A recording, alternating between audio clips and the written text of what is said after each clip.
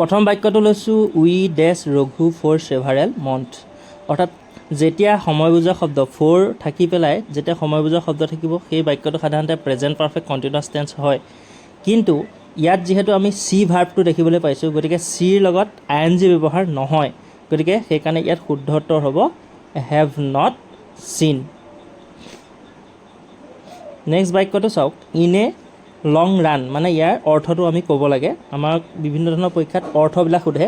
In a long distance, a running competition, a long race at the end, অৰ্থাৎ in a long ৰানৰ শুদ্ধ উত্তৰটো হৈছে অৱশেষত, গতিকে ইয়াত থকা শুদ্ধ উত্তৰটো হ'ব এট দ্য এণ্ড, অৱশেষত। ইয়াৰ পিছৰ প্ৰশ্নটো লৈছোঁ, she read a novel when I went to their home, মই যেতিয়া তেওঁলোকৰ ঘৰলৈ গৈছিলোঁ তাই এখন নভেল বা উপন্যাস পঢ়ি আছিল, গতিকে এইটো বাক্যটো হ'ব পাষ্ট কণ্টিনিউৱাছ টেন্সত। মনত ৰাখিব, যদি দুটা বাক্যৰ এটা যদি পাষ্ট ইনডিফিনিট টেন্সত থাকে তেতিয়াহ'লে আনটো বাক্য সদায় পাষ্ট কণ্টিনিউৱাছ টেন্স হয়, সেইকাৰণে ইয়াত ৱাজ ৰিডিং হৈছে। ইয়াৰ পিছৰ বাক্যটো চাওক, if you try hard you would have succeeded, অৰ্থাৎ ইয়াত কি হৈছে, ইফ থকা বাক্যবিলাকৰ ক্ষেত্ৰত দুটা বাক্য সাধাৰণতে থাকে। এটা বাক্য যদি উড হেভ বা শুড হেভ থাকে, তাৰপিছত মেইন ভাৰ্বটো যদি থাৰ্ড ফৰ্মত থাকে, তেতিয়া প্ৰথম পাৰ্টটো আমি পাষ্ট পাৰ্টিচিপল ৰূপত কৰিব লাগে, সেইকাৰণে ইয়াত শুদ্ধ উত্তৰটো হ'ব হেড ট্ৰাইড। ইয়াৰ পিছৰ প্ৰশ্নটো আমি লৈছোঁ, an arm and a leg means, অৰ্থাৎ an arm and a leg এই শব্দটোৰ অৰ্থ কি? ইয়াত দিয়া আছে অৰ্থকেইটা আপোনালোকে চাওক, যে বডি পাৰ্টছ অফ হিউমেন, মানুহৰ বডি পাৰ্টছ বুলি দিছে, uncomfortable, large amount of money, easy to access, সহজতে পোৱা। ইয়াৰ শুদ্ধ উত্তৰটো হৈছে লাৰ্জ এমাউণ্ট অফ মানি, অৰ্থাৎ বহু পৰিমাণৰ টকা। ইয়াৰ পিছৰ প্ৰশ্নটো আহিছে, a person in charge of a museum, অৰ্থাৎ মিউজিয়াম এটাৰ যিজন ইনচাৰ্জ থাকে সেইজনক এটা শব্দত কি বুলি কোৱা হয়? ইয়াতে কেইবাটাও দিয়া আছে, ছফিয়াৰ, কাৰ্ট'গ্ৰাফাৰ, কুৰাটৰ আৰু মিউজিয়াম ডাইৰেক্টৰ। ইয়াৰ শুদ্ধ উত্তৰটো হৈছে কুৰাটৰ। বাকীকেইটা কাৰ্ট'গ্ৰাফাৰ মানে যি মেপ আঁকে তেওঁক কাৰ্ট'গ্ৰাফাৰ বুলি কয়, আৰু ছফিয়াৰ মানে হৈছে এজন প্ৰাইভেট ড্ৰাইভাৰক কোৱা হয়। এ কালেকশ্যন অফ পইণ্টছ, অৰ্থাৎ বহু কবিতা একেলগে আমি গোটাওঁ, সেই গোটোৱাটোক অসমীয়াত কি বুলি কোৱা হয়? অসমীয়াত কোৱা হয় কবিতা সংকলন। গতিকে ইংৰাজীত কি বুলি কোৱা হ'ব তাক? অসমীয়াত বেলেগ শব্দও ক'ব পাৰে, মোৰ মনলৈ এতিয়া অহা নাই, কিন্তু ইংৰাজী শব্দটো হৈছে কি? এন্থ'লজি, কাব্য সংকলন বুলিয়ে কয় হ'ব অসমীয়াত, মই অলপ পাহৰি গৈছোঁ। এ প্লেচ ফৰ ডগছ, ডগছৰ কাৰণে থকা প্লেচটো কি বুলি কোৱা হয়? যেনেকৈ প্ৰত্যেকটো, ইয়াৰ আপোনালোকৰ প্ৰতিটো চাব, বিভিন্ন, মই গোটেইখিনি ইয়াত দিব পৰা নাই, গতিকে মই এটা এক্সাম্পল হিচাপেহে দি দিছোঁ যে এনেকুৱা কুৱেশ্যন আহি থাকে, গতিকে অকল ডগৰ আহিব বুলি কথা নাই, বা বেলেগ বেলেগ জীৱ জন্তুবিলাকৰো তেনেকুৱা বিভিন্ন প্লেচবিলাকৰ নাম বেলেগ বেলেগ আছে, সেইখিনি চাব। ইয়াৰ শুদ্ধটো হৈছে কেনেল। He often dash to the theatre because he loves plays, সি কি হয়? অফেন মানে মাজে সময়ে, বা কেতিয়াবা কেতিয়াবা, সি কেতিয়াবা কি হয়? মাজে সময়ে সি থিয়েটাৰ চাবলৈ যায়, কাৰণ সি নাটকবিলাক ভাল পায়, গতিকে সি মাজে সময়ে যায়, এইটো তাৰ মাজে সময়ে যোৱাৰ কাৰণে ইয়াত গ'জটো ব্যৱহাৰ হৈছে, প্ৰিপ'জিশ্যন হয় গ'জ ব্যৱহাৰ হ'ব, অৰ্থাৎ গ'ৰ লগত ইএছ যোগ হৈছে।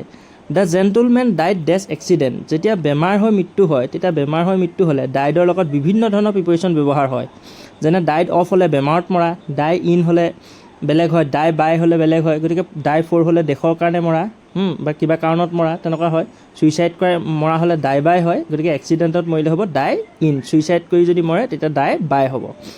ইয়াৰ পিছৰ প্ৰশ্নটো আছে, he is blind dash his fault, অৰ্থাৎ ব্লাইণ্ডৰ লগত সাধাৰণতে দুটা প্ৰিপ'জিশ্যন ব্যৱহাৰ হয়, এটা হৈছে অফ, এটা হৈছে টু। অফ মানে হৈছে প্ৰকৃততে যি অন্ধ থাকে, যাৰ এটা চকুৰ অন্ধ থাকে, সেইটোক ব্লাইণ্ড অফ বুলি কোৱা হয়। কিন্তু যদি আৰু এটা ব্লাইণ্ড আমি কওঁ যে তই অন্ধ নেকি বুলি যে কেতিয়াবা শব্দটো ব্যৱহাৰ কৰোঁ, তাৰমানে কি আমি দেখিও নেদেখা ভাওজোৰা, গতিকে তাত টু প্ৰিপ'জিশ্যনটো ব্যৱহাৰ হয়। Doctor dash sympathies dash him, sympathy মানে হ'ল সহানুভূতি জনোৱা। সহানুভূতিৰ ক্ষেত্ৰত দুটা প্ৰিপ'জিশ্যন ব্যৱহাৰ হোৱা আমি দেখা পোৱা যায়, এটা হৈছে উইথ প্ৰিপ'জিশ্যন আৰু এটা হৈছে ফৰ প্ৰিপ'জিশ্যন। উইথ প্ৰিপ'জিশ্যনটো কেতিয়া ব্যৱহাৰ হয়? যেতিয়া মানুহৰ সৈতে ডাইৰেক্ট আমি মানুহক যদি চিম্পেথি জনাওঁ, তেতিয়া ইয়াত হিম মানে মানুহ, গতিকে উইথ ব্যৱহাৰ হৈছে, আদাৰৱাইজ ফৰ ব্যৱহাৰ হয়। কিবা কথা বা কামত যদি আমি চিম্পেথি হওঁ তেতিয়া ফৰ ব্যৱহাৰ হয়। নেক্সট কুৱেশ্যনটো আছে, you should devote your time dash studies, তাৰমানে তুমি কি কৰা, তুমি এতিয়া একান্ত মানে লগা উচিত, কিহত লগা উচিত? তোমাৰ ষ্টাডিত, গতিকে ইয়াত কি প্ৰিপ'জিশ্যন ব্যৱহাৰ হ'ব? ডিভ'ট মানে হৈছে একান্ত মনে লগা, গতিকে ইয়াত টু প্ৰিপ'জিশ্যনটো ব্যৱহাৰ হ'ব, ডিভ'ট টু ইয়'ৰ টাইম, তাৰমানে তোমাৰ সময়টো ইয়াত সম্পূৰ্ণৰূপে ষ্টাডিত দিয়া। Don't depend dash others, you must study yourself, যে তুমি বেলেগৰ ওপৰত বেছি কি নকৰিবলৈ কৈছে, ডিপেণ্ড কৰিব নালাগে, নিৰ্ভৰ কৰিব নালাগে, নিজে বেছি পঢ়িবলৈ কৈছে। গতিকে ডোণ্ট ডিপেণ্ড অন আদাৰ্ছ, অৰ্থাৎ আনৰ ওপৰত বেছি, ওপৰত বুলি শব্দটো কোৱা হৈছে, সেইকাৰণে ইয়াত অন ব্যৱহাৰ হৈছে, কিন্তু ডিপেণ্ডৰ লগত আপোনো ব্যৱহাৰ হয়।